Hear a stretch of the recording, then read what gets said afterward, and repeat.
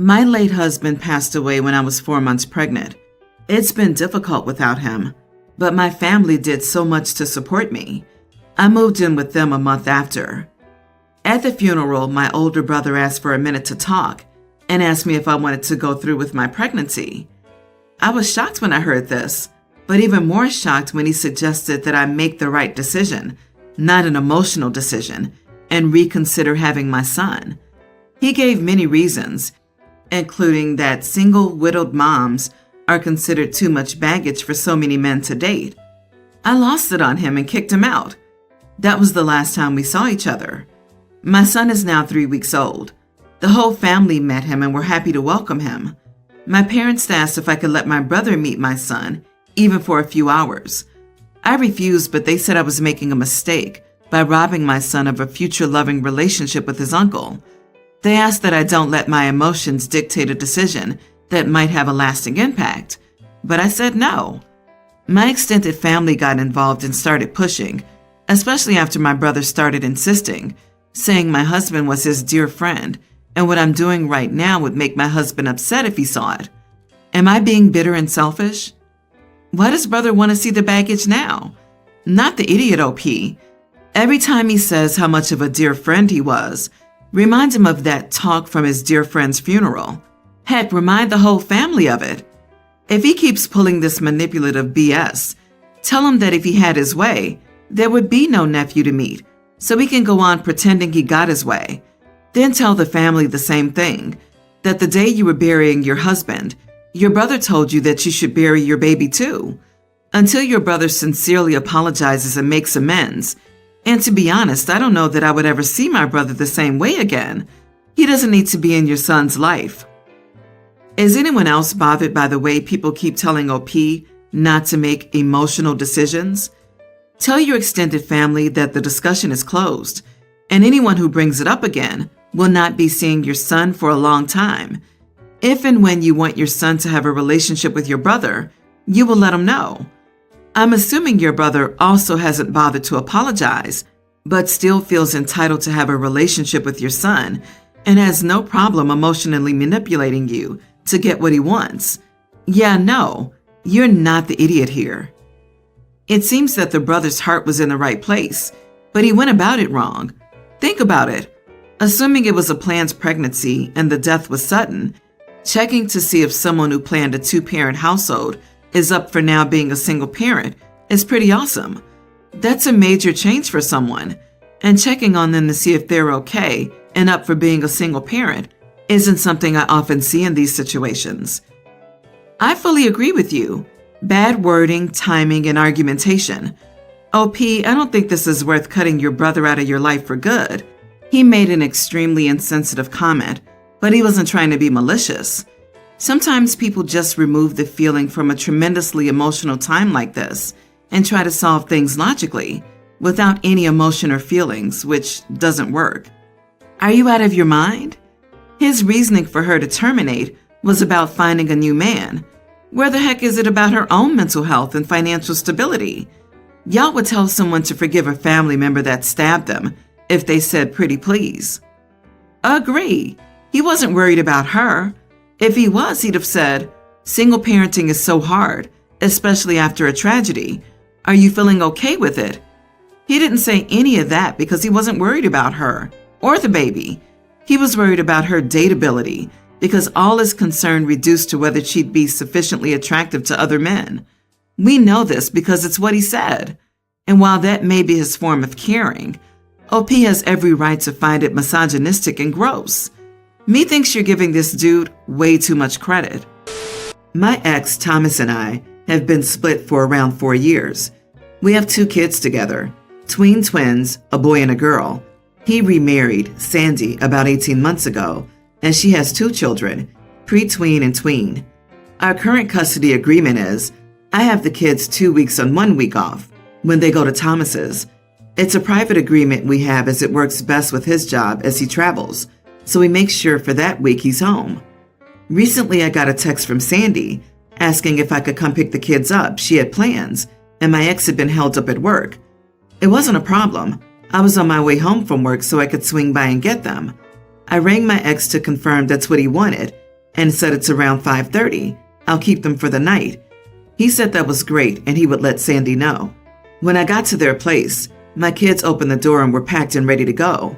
The kids called out that I was there and they were leaving, and she yelled out a goodbye. Sandy came running out of the driveway, waving her arms as I pulled out of the driveway. I stopped and asked what the problem was. She asked why I didn't take her kids. I said that wasn't what I agreed to, and I would never agree to that. She replied, "Why not? I'm always babysitting your kids." I said, "That's something between you and Thomas, but my kids are my responsibility, and I'm sorry, but I don't know your children well enough to take them back to my house and have them stay." I left, and within 2 minutes, Thomas was on the phone begging me to go back and get Sandy's kids because she always watches ours. I said the same thing to him and hung up. I got the kids home, and while they were having dinner, I asked how often Sandy watched them. My son said they don't normally see their dad till the weekend. Sometimes they see him in the morning, but Sandy's normally with them during the week. I left the kids to watch TV and rang Thomas back. He started cussing me out about Sandy's kids. I let him finish and asked why he thought it would be appropriate for a woman that those kids hardly know to look after them at my house. He said again, Sandy watches our kids, so fair's fair, and I've also upset her kids as they were looking forward to the sleepover. I rang my sister to vent. She flipped it on me and said that I was taking my issues with Sandy and Thomas out on Sandy's kids.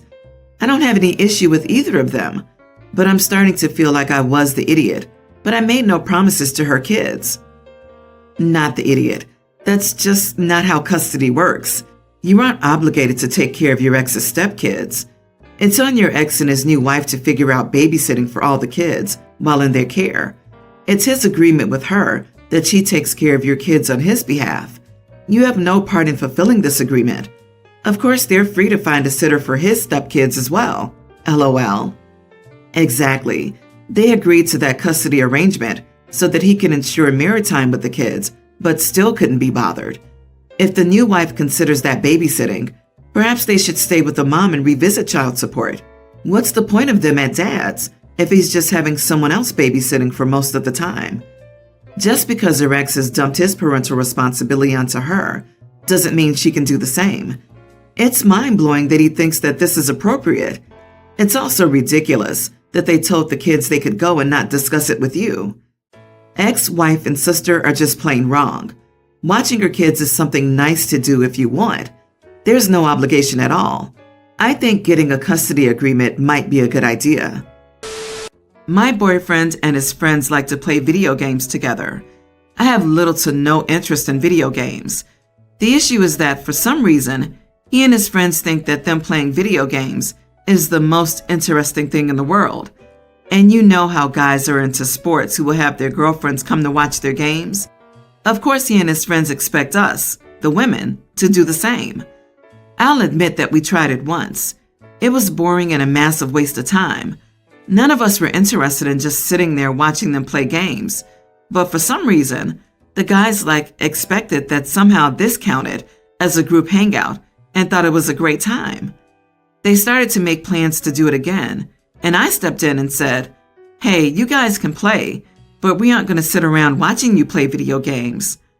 They didn't get why we didn't like it, because they like sitting around watching people play games and always watch streamers play. I said, if we're going to hang out as a group, we all need to be doing stuff together, interacting. They argued back that we could always join them in playing the games, and I just said that I know I have no interest in that, and a few of the other women chimed in to say so. Well, the guys are angry at me now, because to them, I ruined game night, which to them was something that everyone could enjoy. I don't get why they just can't play games together without dragging bored girlfriends along for the ride. My instinct is that some of them were using it to pretend they were spending time with their girlfriends so they don't get pegged as being crappy boyfriends. Not the idiot. You nailed it. The guys are thinking that if everyone's in the same room, it's a group activity and thus spending time together. It's not. It's them selfishly gaming while their partners stare at a screen. Get better boyfriends. I wonder if the women are expected to give them snacks and drinks and tidy up while the guys play their games. My ex used to do this. I have no idea why I put up with it. I guess my standards were just lower back then. Looking back, I'm amazed by how much time I spent bored out of my skull while he was blissfully uncaring because he was doing something fun for him, and that's all that mattered. Of course, that attitude was reflected in other aspects of our relationship as well. Your free time is valuable, and you can decide how to spend it. This story is dripping with misogyny, which I'm having a hard time ignoring, but still not the idiot. I'm a woman who plays video games, and I still have never understood why anyone would want to watch someone else play games. Twitch is the weirdest concept to me. No one has any reason to be upset with you. You must be right about the other boyfriends, thinking they were getting credit for socializing. No one stops them from playing games. You just don't want to be a forced captive audience. None of the women liked it. End of story. I, 35, own my house outright, thanks to an inheritance from my grandparents. My partner, 34, hates their job, and we're thinking of them moving in with me once their lease is up. My partner asked if after they moved in, they could quit their job to reduce the amount of stress they were under. It would be easy for me to support both of us, especially without rent or a mortgage, allowing them to either find a different job or do something they enjoy. I do enjoy my work, so I'm happy to keep working. I told them sure, but they would have to do 40 hours of chores in exchange. I said if there were 1 or 2 chores they absolutely hated, I wouldn't mind taking care of those. But since we had no pets or children and have no plans on getting any, it should be easy for them to take care of the rest of the chores by themselves. That way we can both relax at the end of the day in a clean house. Besides, I honestly don't think there are even 40 hours of chores to do. I keep the house relatively clean by myself, and with a Roomba that runs daily, the only daily chore would be cooking and dishes. Laundry is once every week or 2, depending on how much we would make. Bathrooms would be once every 2 weeks, dusting once a week, taking out the trash once a week, etc. I pay a company to take care of the yard. The house isn't a mansion, and I'm able to get these chores done on my free days. So it should be more than easy to break up the chore list to 1 or 2 tasks a day, get everything done during the week, and still have plenty of time to relax the rest of the day. Of course, if they got a new job, I'd be happy to split things evenly. They threw a fit, saying I just wanted them to be my servant and that chores should be split equally. I normally agree, but if one person's hanging out all day and the other works, the person hanging out all day should do more house care so that the division of labor to run the home is more equal. I said if they didn't want to do the chores, we could keep them split, but they would have to keep working. I wouldn't pay for them. This upset them even more, and now they're giving me the cold shoulder. Am I the idiot here? Not the idiot. If your partner's just sitting around the house not working, what is she or he contributing to the relationship? When they said you just want me to be your servant, I hope you retorted, you just want to use me for my money. OP, don't do this. You don't want to support them. They want to be supported. They're going to become a leech as soon as they move in. Are they going to pay rent, utilities, half of taxes, insurance? That they balked at the idea of managing the house in return for free rent does not bode well. They seem to feel entitled to your money. Run while you can. This is what a stay-at-home partner does. The earning partner works 40 or more hours to support the family, and the stay-at-home partner does the housework. It's a division of labor. This is absolutely how this works. Otherwise, you're being taken advantage of. You share housework, but only you contribute financially. So it's reasonable to refuse to support someone financially if they refuse to support you with housework. But this is a red flag. OP, don't move them in and reconsider this relationship because they're making it clear what they want in the future. My sister-in-law, nearly adult female, is pretty hard to deal with. She had hang-ups with my brother marrying a brown Arab woman like me, 27. She also insults my cooking, doesn't like anything I make, and claims that it's all terrible from a terrible cuisine. That's why we don't invite her often. Anyway, my husband invited all his family tonight, and I thought of pulling a prank on her. So I cooked her one of our popular dishes, and we lied about it being an Eastern European dish. She loved it. She was all, "See? You see how better the European cuisine is? You all see how it tastes better? You should make more of this and less of that garbage you make in your country." Then 20 minutes later, I told her the truth. First, she thought it was a joke, but then realized that she messed up and snapped at me for lying to her. Not honorable at all. It quickly turned from a joke into some kind of fight with her. Dad-in-law, husband, and all brothers-in-law found no issues with it and even loved this prank. Mom-in-law, though, thought it was an idiot move for me to pull on a teenager and agreed with leaving early. Maybe I'm an idiot. I need a third opinion. Not the idiot. You exposed her crappy racist behavior in a completely non-harmful way. She outed herself by behaving the way she did. And mother-in-law, using the "she's a teenager" defense, is stupid. She's legally an adult in 1 year or less. She's not going to change on her 18th birthday magically. She needs to be called out on nonsense like this, or she'll never change. Maybe explore with your husband because mother-in-law reacted that way. Rather than good, she shouldn't have been saying that hateful stuff. So I'm glad you taught her the lesson that I evidently didn't.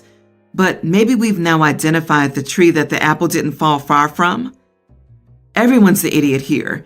You embarrassed her by doing this at a family gathering with lots of people. In my experience, embarrassing people is rarely an effective way to teach them a lesson, and that goes double for teenagers. I worry that you may have only succeeded in increasing your sister-in-law's resentment of you. I wish I had a magic bullet solution for your sister-in-law's terrible rudeness. She's the main idiot in this situation. I think embarrassment in the same setting as the criticism is fair. Sister-in-law has criticized the cuisine in front of the family, so OP and hubby decreased her visits. Serving her some good food with another label proved that it was the label, not the food. This is not serving an allergen to prove she's making it up, or serving only meat dishes when a vegan visits. I think the point was pretty clear. Her parents could have shut her down at any previous point and chose not to, but OP had to take action herself.